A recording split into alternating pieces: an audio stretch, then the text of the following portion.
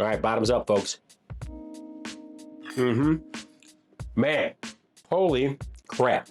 Just building upon flavors, like flavor upon flavor upon flavor. It is wild to me. What's going on, everybody? My name is John Serwin, and this is my kitchen. Welcome. Today, I'm gonna show you how I made this. Some homemade, stick to your ribs, chicken enchiladas. It's a quick weeknight meal that is packed with flavor and can be done in about 35-40 minutes. We'll say less than an hour. I'll show you the techniques and how it's done coming up. Stay tuned.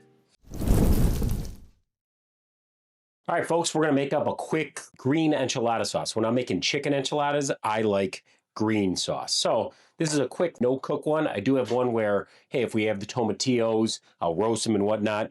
I'm just going canned tomatillos. It's about 1 pound.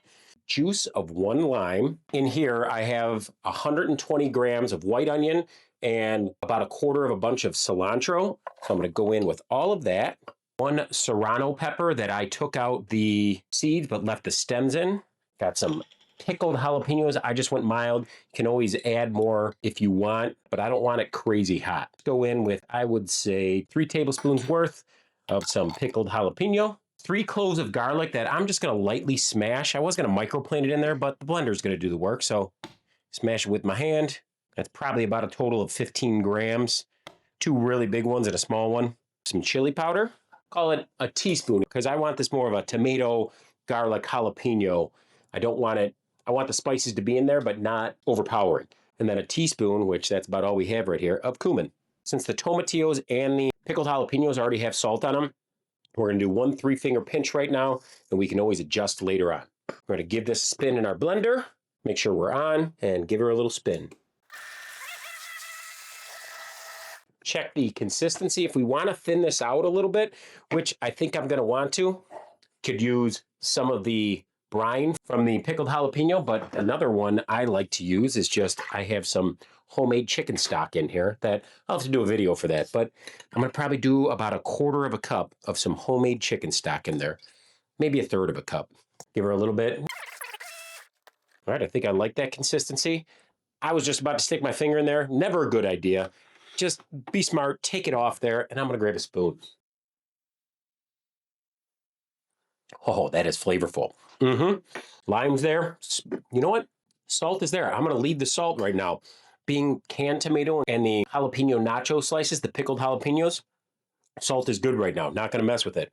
But yeah, that's just a quick, no-cook enchilada sauce that I like to do. Here we have 1 block of cream cheese. It's been softened out in room air, but we are going to just throw it in the microwave for about 30 seconds. While that's going on, we're gonna take a whole rotisserie chicken. We're gonna take off all the skin, all the meat, and shred it up and put it in with that softened cream cheese.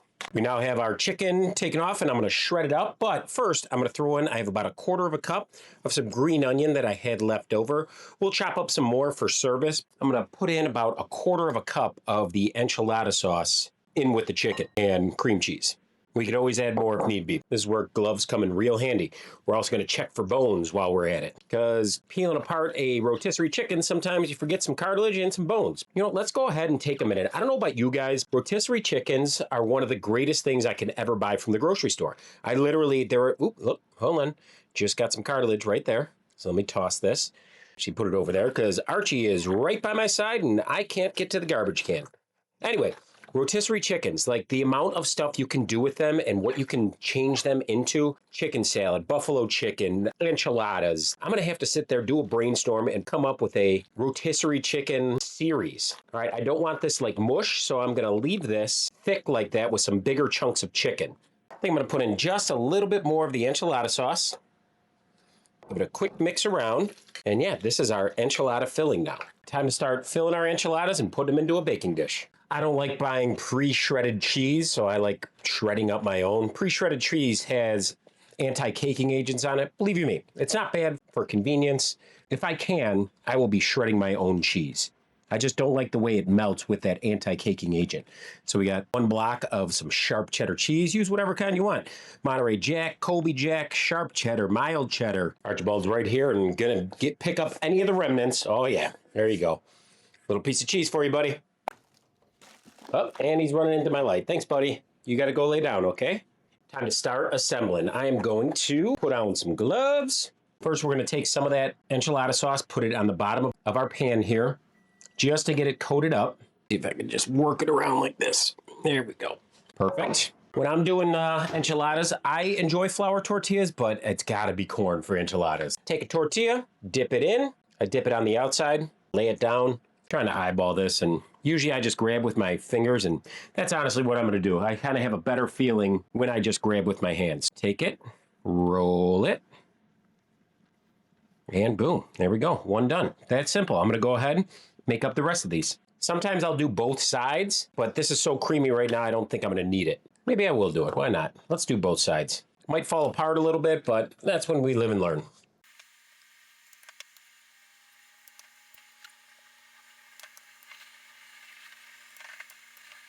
All right, there we are, 10 enchiladas. We don't want to make it crazy soupy, but I do want to get a little bit of enchilada sauce on here. I just want to get mostly the edges.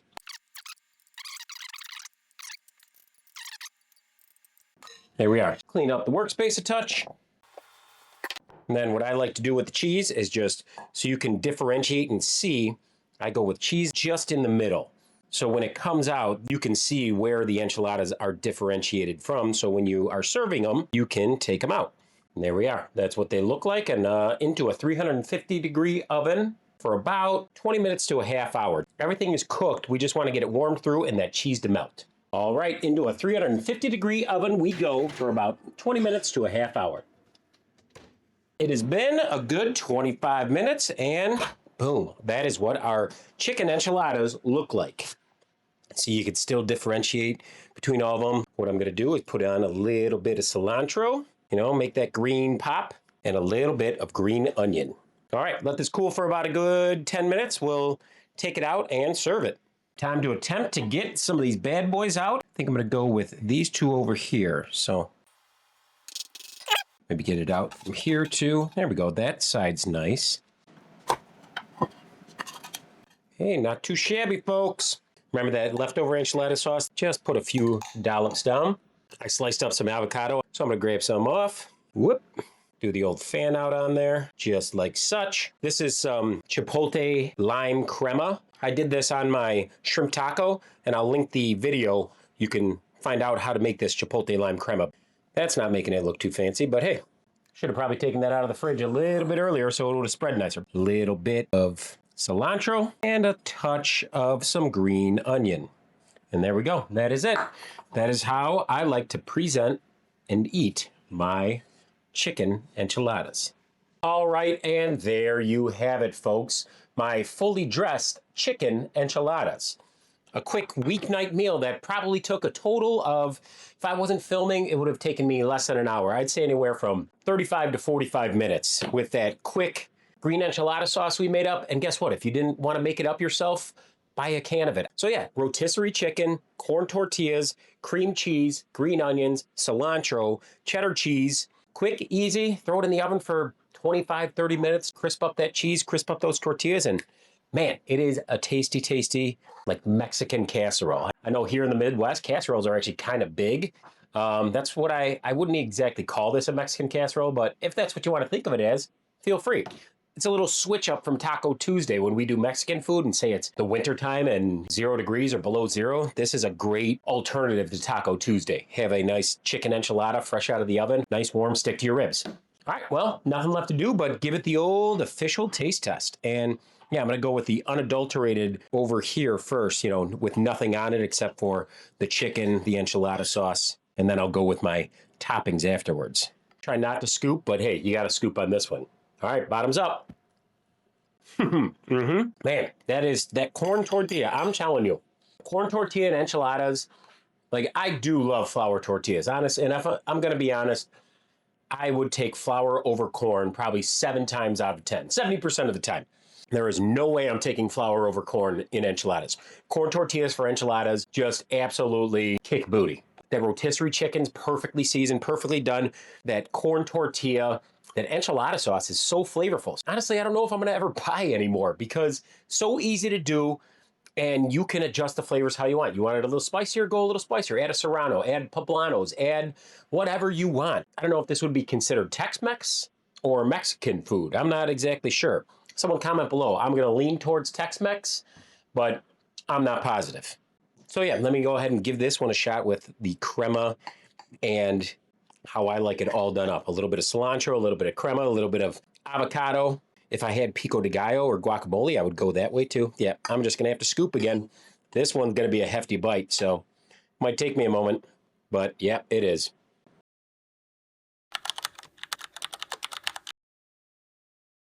All right, bottoms up, folks. Man, holy crap. Just building upon flavors, like flavor upon flavor upon flavor. It is wild to me. And I guess, I don't know if it's the older I get or what. I wouldn't even say I have like a crazy refined palate, but I start out getting that corn tortilla, then I get the chicken, then I get that creaminess of the cream cheese, and then I get a little bit of spice. And I don't think it's from the enchilada sauce. I honestly think it might be from the crema, or maybe it could be from the enchilada sauce. I'm not sure. All I know is it's a flavor explosion in your mouth. I hope you guys give this one a shot. Switch it up from a little Taco Tuesday if you like Mexican food. And hey, even if it's not cold out, it's a great one to have any time of the year. Always appreciate you guys coming by, and just remember, you're only making food out of ingredients till you sit down and share them with the ones you love. Then it's a meal. All right, guys, if you enjoyed this video, go ahead and take a look at this one. This is one that YouTube thinks you're gonna like. I'll put one over here that I think you'll like. And as always, please feel free to hit that subscribe button. Let's keep growing this channel. Let's keep having a lot of fun. And thanks for coming by, guys, and till next time.